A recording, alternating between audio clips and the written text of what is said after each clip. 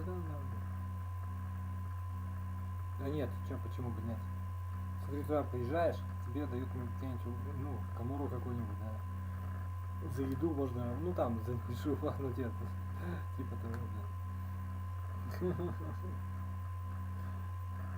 Жизнь, она все равно шкуры продажная, иди нафиг. То есть, как бы, ты знаешь, это, ну, это ты уже говорил, да, закон, ну, нет, ты понимаешь, на себя просто, да.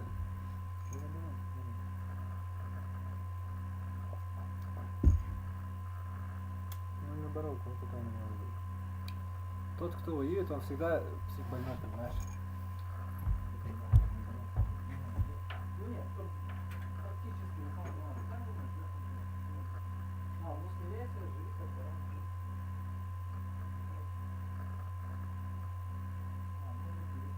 Ну да, нашел ключ.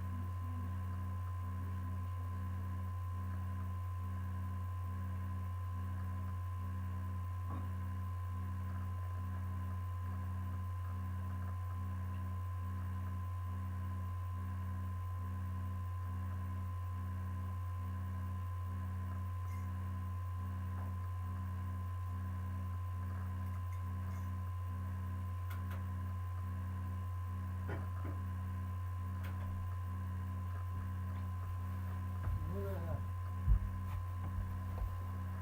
Ну я же говорил, что примерно так. Расти дальше, то есть, да. Ну так это и есть несмирение. А, ты, нет, это само собой получается, да. Женщине это не. Ты как думаешь? Я женщине значит говорит, не думаю. Да, да. Ну не знаю, это не их тема вообще. А ты думаешь, сам. Это не знаю, да. Нет,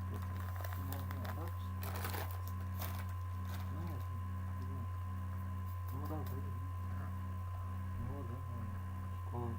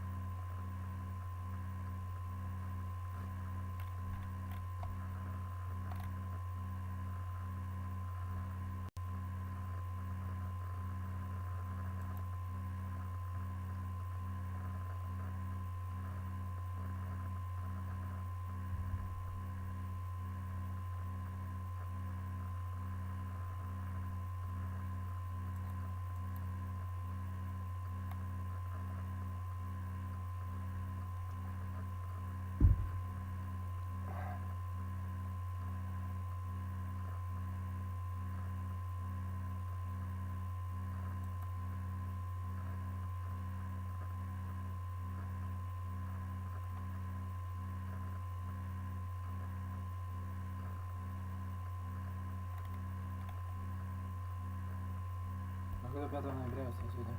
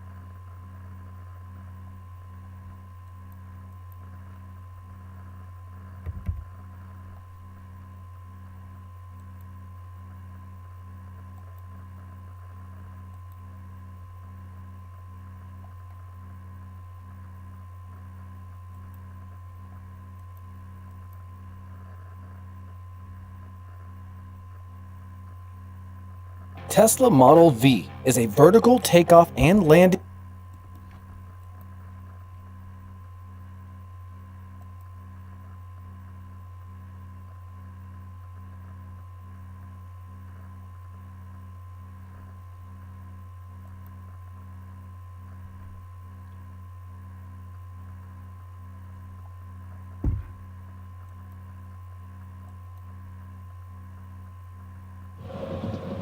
А, видал? Мам, что поесть? Я за продуктами. Иду за продукты. А сама делайте покупки, не выходя.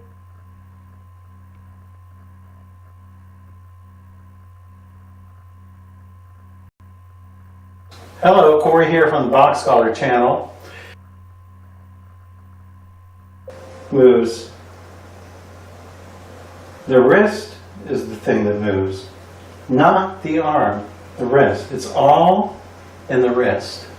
It's all in the wrist.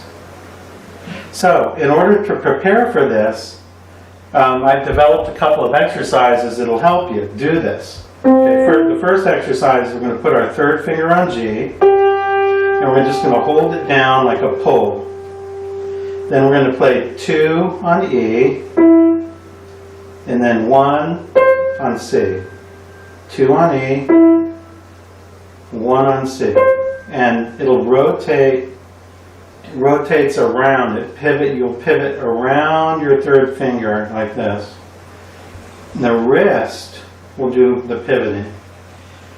90% of the pivoting, or even more, will be done with the wrist. A little bit will be done with the elbow. It's hard to not do any with the elbow, but please do not go out with the elbow like this. I see a lot of pianists doing this, and actually it's incorrect. It's not efficient. And actually, most pianists who use their elbow to go out have to do so because their wrist is stiff. If you play with an unstiff wrist, play with a flexible wrist, it will allow you to go under, rotating your wrist like this.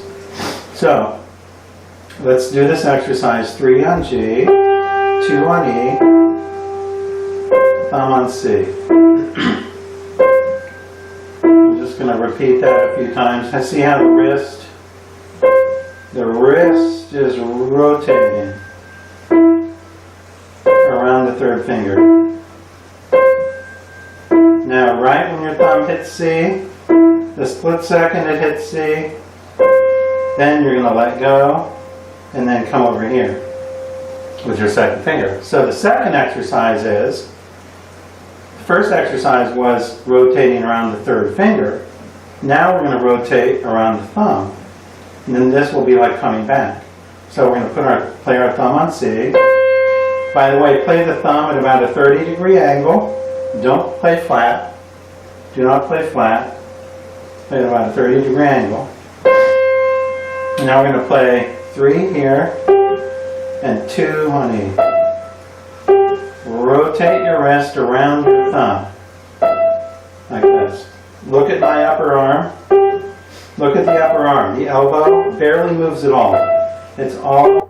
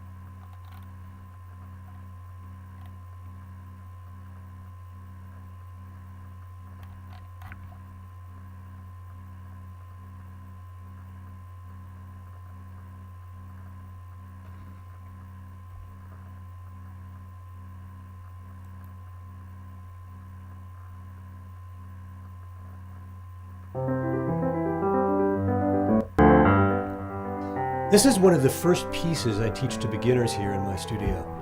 Of course, they don't play it this fast. I don't want to mislead you about that. But what helps is that the piece is composed of repeating patterns that make it easy to memorize without having to read music.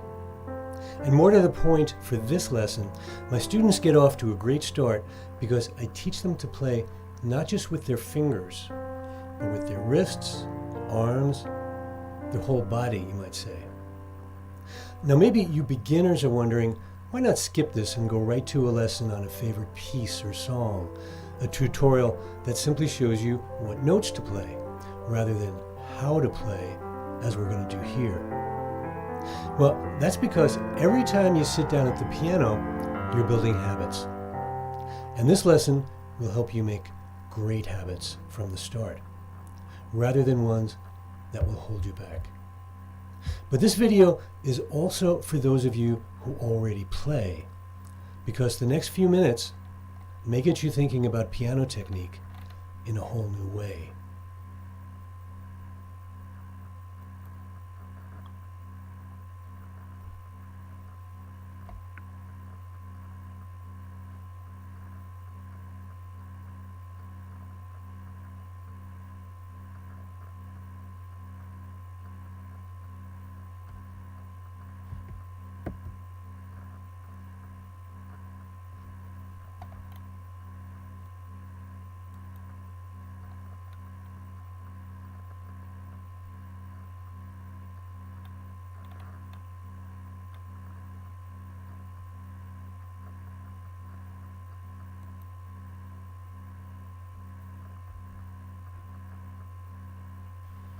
If you ask most people how you get sound from the piano, they're going to say, well, that's simple enough. You push, you press down. But you know, there's a better way to do it. All you need to do is to let your weight drop into the key. In other words, let gravity do the work.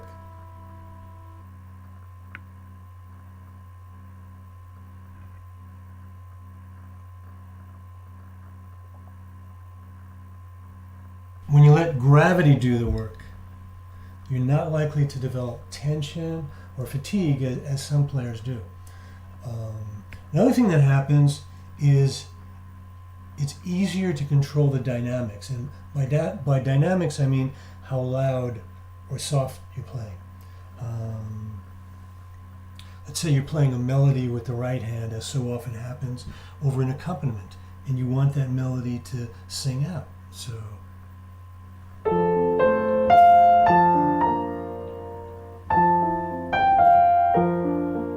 So as I'm doing that, again, to the right side. Believe me, that's so much easier than thinking, how hard do I have to press each note?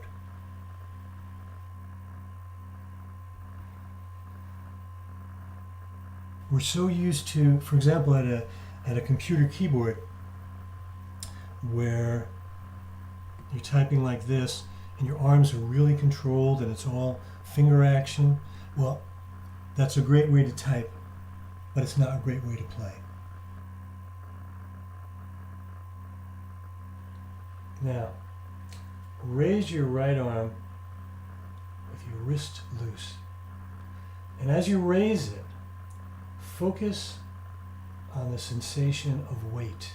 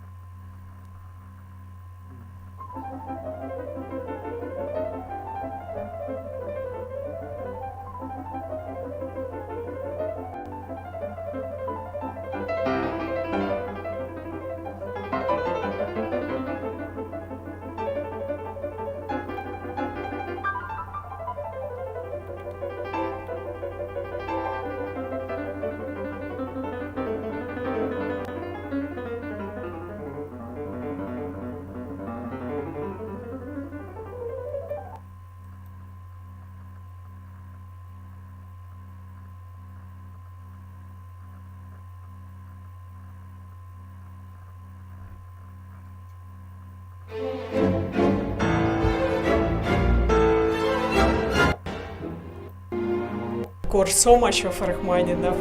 If you would ask me this question, 10, 15, 20 years ago, first of all, I probably wouldn't want to do it. Second, I probably, rashly would respond to you, I hate his music.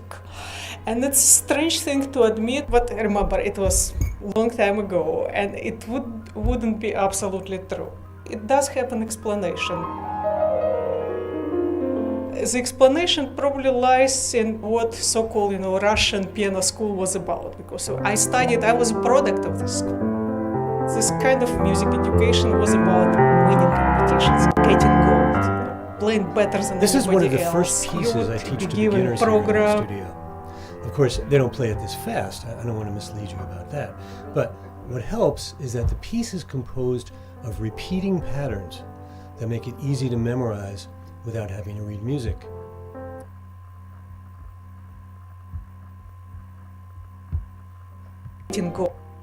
This kind of music was about, because I was a product of this school. This kind of music education was about winning competitions, getting gold, playing better than anybody else. You would be given a program and you would be polishing it to death, until it looked as dead as marble, but just as shiny, and you would be sent to competitions to win them for your country. When I was studying still in school, they decided to have first Rachmaninoff competition. And, my teacher and everybody said, oh, you've got to, learn some Rachmaninoff and do this competition. And that was the only time, and I think the last time when I refused to play competition. I said, I'm not going to do it. I just didn't want, to touch his music with dirty competition hands. Because in reality, I really, really, really seriously loved Rachmaninoff.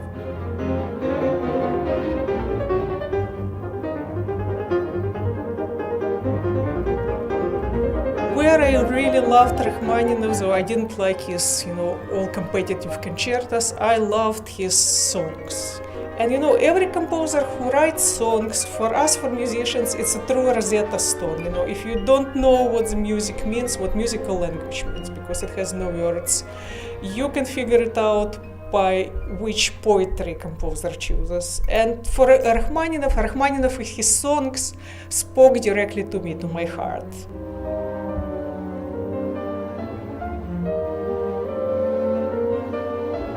You know, when I listen to concertos, to Rachmaninoff playing them again and again when I was preparing for recording, I noticed that some things actually he does differently. You know, it's do what I do, not what I say. For example, tempo markings, some dynamics, but even some notes are very much Это специально же так говорит, как это можно говорить? Ну нет, ладно. much different, and that was kind of, you know, crossroading because, okay, what do you do? And people can criticize you because you are not following score, but I think it's okay if you are following composer.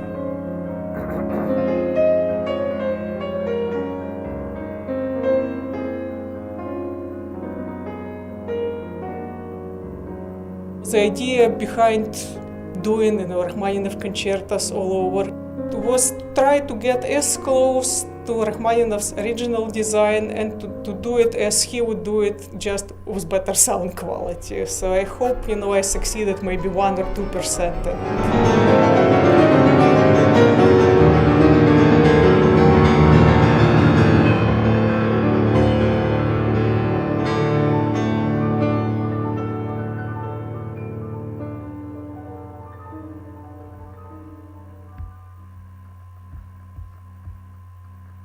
Нет, ты такого же не сказано. Ну нет, скажи. Hello everyone. In the past I already made a video about how to study skills correctly, and I'll put the description, I'll put the link in the description below. It's really worth to watch, especially if you're gonna use some tips from this video. And I know I looked a bit odd and weird in my early videos because I was scared of the camera, and yet I really like the information that is in those videos. So if you could ignore my look, my voice, and just pay attention to information directly, then it's worth to watch.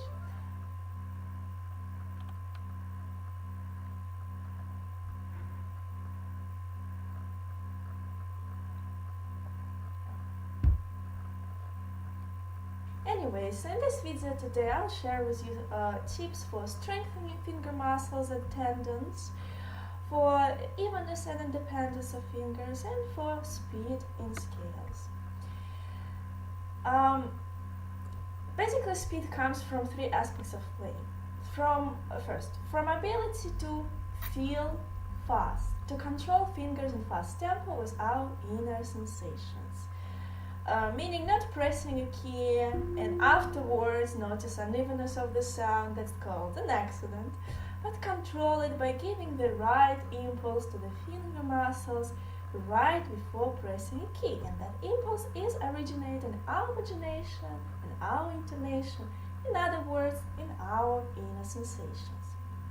Second, speed comes from the skills of dropping, releasing tension in muscles while playing, to let muscles breathe, because phrasing is the art of breathing, and it will let you drop tension with exhalation and start a new wave of tension with the next inhalation, and that will keep hand muscles in a healthy tension. And lastly, which we're going to mostly talk about today, speed comes from the strength and evenness of every finger to better and easier control finger muscles. Because even if we can imagine fast, but the muscles are not strong enough, tendons are not strong enough, we couldn't convey our ideas very well. So everything should be balanced.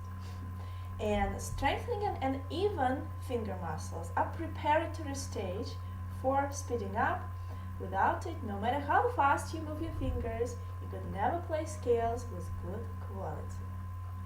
Well, I guess you all know about that.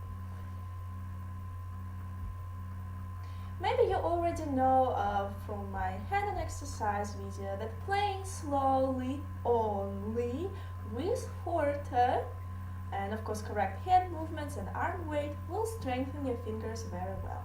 And again, just like in the hand exercises, of course you can simply imagine right hand up and left hand down, but you will feel much more balanced when you imagine both hands.